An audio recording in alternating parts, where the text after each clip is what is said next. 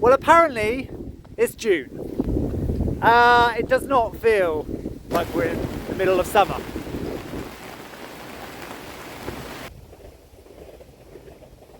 You can see how blustery it is, and it's been raining all day.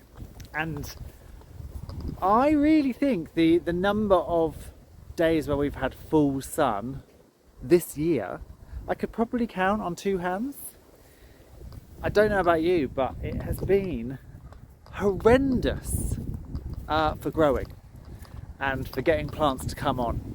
And I'll be honest, that's one of the reasons that I haven't been making as many videos, because it's really hard to find motivation and inspiration to keep going when, you know, everything you're doing is a challenge. Slugs have been a nightmare. Rotting plants in the ground because it's too wet has been a nightmare. Germination rates have been very poor because it's not warm enough. And then the struggle between the polytunnel, which if the sun comes out for 5 minutes soars to 40 degrees, and outside where it's bloody cold. So you've either got plants that are dying of the heat, or you've got plants that you're trying to transition to outside and it's freezing, and they sit in the ground and they do nothing. There is a glimmer of positivity though, in that because it's been so cold, my cool weather flowers, i.e. my ranunculus, have not finished. I was very late to the party with my ranunculus this year because I thought that last year's would survive and overwinter like they had done previously. They didn't because it was so wet. But it does mean that we do have a bed here, and as you can see, they're only just coming. They should be over by now. We're mid-June. They should be done. But we've got, I mean, I don't remember buying this colour, but look how pretty that is. But we do have a bed of ranunculus that are on their way. We also do have a very few anemones.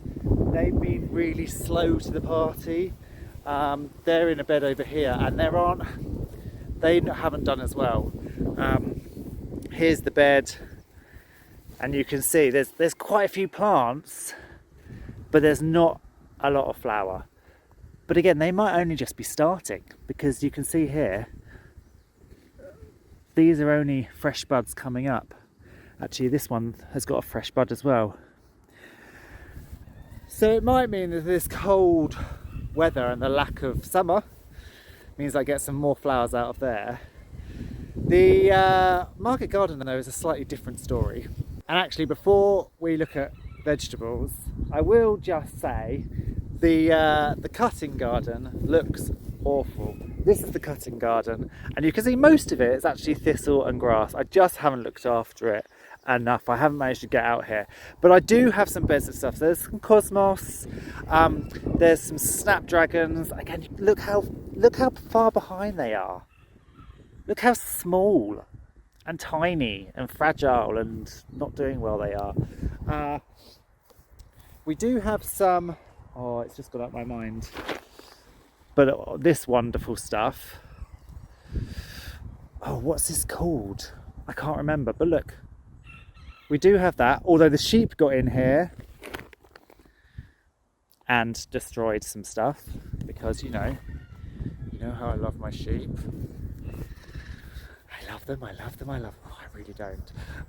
And then again, I've got some tiny, this is bunny ears grass, some tiny statice, which just has not loved this awful weather. Some cornflowers and some nigella, again, haven't loved the weather. Amongst the thistles, there are some sweet williams, which I have been picking. You can see. And there's a lot of sweet william down here. There's a lot of sweet william flower, so I need to come through and take all of this thistle out. But it's just time, and I've been got distracted. Sorry, I've been trying to concentrate on the veg because my CSA starts on Sunday, and that's actually already delayed by 2 weeks because nothing was growing, and so I pushed it back by 2 weeks. And so we get on to vegetables. So I am persevering with the veggies and having to repeat so many things, but I do have the first lot of courgettes, but look how behind they are. Look how small they are. They should be far bigger than this by now. We're mid-June, but at least they're out. They're in the ground. We'll see what happens. I've had to sow another lot of kale because I've lost the slugs. Have just been horrendous, and that is the bad thing about membrane fabric, because they hide underneath here and then they come out. So I planted a load the other day and I put wool around them. As you can see, well, 1 or 2 have survived, but actually a lot of them have just withered away. So 1 or 2 have made it, but the kale crop honestly just looks appalling. So I've had to sow more. They're over here. So I've got more kale plants, but I just need to get them to a decent size before I put them out, and they're not growing because of the weather. The peas, I've put in 4 or 5 lots of peas. Most of them have not taken. They should be up here, they should be fruiting already. They're not.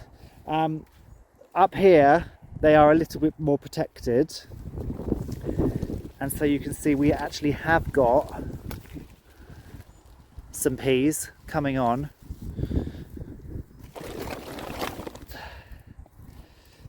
But again, slugs have come along by the membrane and they just eat them off at the root. We've also had pigeons coming along and pulling them all out. So although we've got some plants, again we haven't had the sunny weather. Let's pull these weeds out. I haven't had the sunny weather to make them grow. So you put them into the ground. I've grown them into biggish plants. You put them out, and then they sit there, and there's no sun, so they don't grow. So then obviously they're more vulnerable to pests eating them or pulling them out of the ground, because not only are they not growing on top, the roots aren't growing either, which means they're not bedding themselves in. I mean, what can you do? I put out a few beans the other day, so I've got some, these are the first lot of runner beans, and then these are the first lot of French beans. I mean, hopefully they'll get going. There's a bit of chard here that I haven't weeded out because, as you'll see in a minute, my chard, nothing's worked basically. Oh god, and this is why I haven't given you a video in a while. This was the chard bed. Can you see the chard? Just about. This bed, just please forget about this bed, it's horrendous. This bed is the chard bed. This is the state of the chard plants. Again, they've done nothing.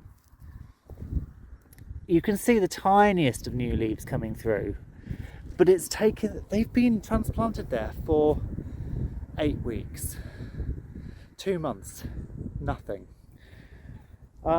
Spring onions have done all right, and in fact I had some loss in the middle, so I've re-sown some clumps there, and down the bottom here I've got some, this is going to be a little area of cut salads. So I've got some red lettuce, some red mustard, but look, it's already going to flower, despite, this is what I mean, it's been cold and it's been wet, so why are they running to flower? They're obviously stressed. So I don't get it. It's like 1 minute it's cold and wet, and then the next minute maybe it's too hot. So yeah, so they're running to flower. As is this. This is a Mizuna. That's also running to flower. Look at that plant. The plant's useless, and it's just got flowers on it already. I mean, what's the point? What is the point? I have sowed some more turnips, third lot, but these have actually germinated really well and are coming up. I just want to get a few more leaves on them and then I'll thin. The beetroot are they're finally starting to do something. And then down the bottom, my CSA customers will be going broad beans, because the beans have done quite well. But okay, here's another weird thing for you for this year. My broad beans are normally absolutely smothered in blackfly. I have to pinch out the tips to try and stop them. There's not a single blackfly on any of this. I mean, that's, I guess, a good thing to have, but they haven't flowered up here. They've only flowered right down the base, and then they've stopped flowering. So whereas I'd have beans all the way up, there's none. They're only at the bottom. And it's now tipping down again. My camera doesn't do rain, so I had to go and hide in the shed. Where were we? Beetroot and broad beans. Next, lettuces. Lettuces have done all right, actually. They're probably the one thing this year that's grown all right. My bulb fennel that I overwintered, I thought was doing really good, but now it's trying to flower. So this is as big as I've got the bulb. It's not really that big, and it's trying to flower. So I don't think that's worked. Look how tiny that is. So that's frustrating, very frustrating. And then onions and garlic are doing all right, but as you can see, I need to, this is fairly weed free, and then you can get to the part where I haven't weeded. So I need to come through and weed this.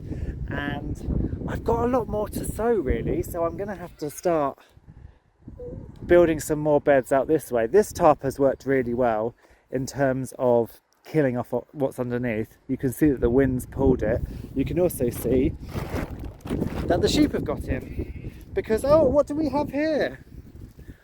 Bloody sheep hoof marks. I swear, some mornings I wake up and I say some mornings I wake up, it's sometimes 4:30 a.m. because my ears are now honed into barring from where it shouldn't come from.